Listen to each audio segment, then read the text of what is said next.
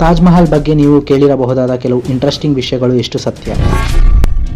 ತಾಜ್ ಮಹಲ್ ಕಟ್ಟಿದ ಅಷ್ಟು ಕಾರ್ಮಿಕರ ಕೈ ಕಟ್ ಮಾಡಿದ ಶಹಜಹಾನ್. ಇದು ಅತ್ಯಂತ ಹೆಚ್ಚು ವೈರಲ್ ಆಗಿರೋ ಸುಳ್ಳು ಸುದ್ದಿ. ಅಸಲಿಗೆ ತಾಜ್ ಮಹಲ್ ಕಟ್ಟಿದ ಜನರ ವಂಶಸ್ಥರು ಇವತ್ತು ಕೂಡ ಅದೇ ಆಗ್ರಾದಲ್ಲಿ ವಾಸವಾಗಿದ್ದಾರೆ. ಅವರಿಗಾಗಿಯೇ ಒಂದು ನಗರ ಕೂಡ ಶಹಜಹಾನ್ ಕಟ್ಟಿದ್ದ.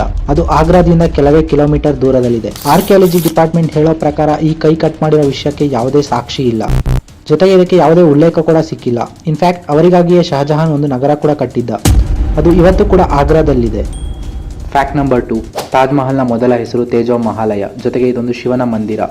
ತಾಜ್ ಮಹಲ್ನಲ್ಲಿರೋ 22 ಕೋಣೆಗಳಲ್ಲಿ ಶಿವನ ಮೂರ್ತಿ ಇದೆ ಅಂತ ವಾಟ್ಸಪ್ನಲ್ಲಿ ನಿಮಗೂ ಕೂಡ ಸುಳ್ಳು ಸುದ್ದಿ ಬಂದಿರಬಹುದು.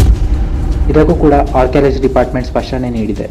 22 ಕೋಣೆಗಳು ಕೂಡ ಖಾಲಿ ಇವೆ, ಅಲ್ಲೇನೂ ಇಲ್ಲ. ಜೊತೆಗೆ 15 ದಿನಕ್ಕೊಮ್ಮೆ ಆ ಕೋಣೆಗಳ ಸ್ವಚ್ಛತೆ ಕೂಡ ಪುರಾತತ್ವ ಇಲಾಖೆಯ ಸಿಬ್ಬಂದಿನೇ ಮಾಡ್ತಾರೆ. ಅದರಲ್ಲಿ ಅಂಥ ಯಾವುದೇ ರಹಸ್ಯಗಳು ಉಳಿದಿಲ್ಲ ಅಂತ ಹೇಳಿದ್ದಾರೆ.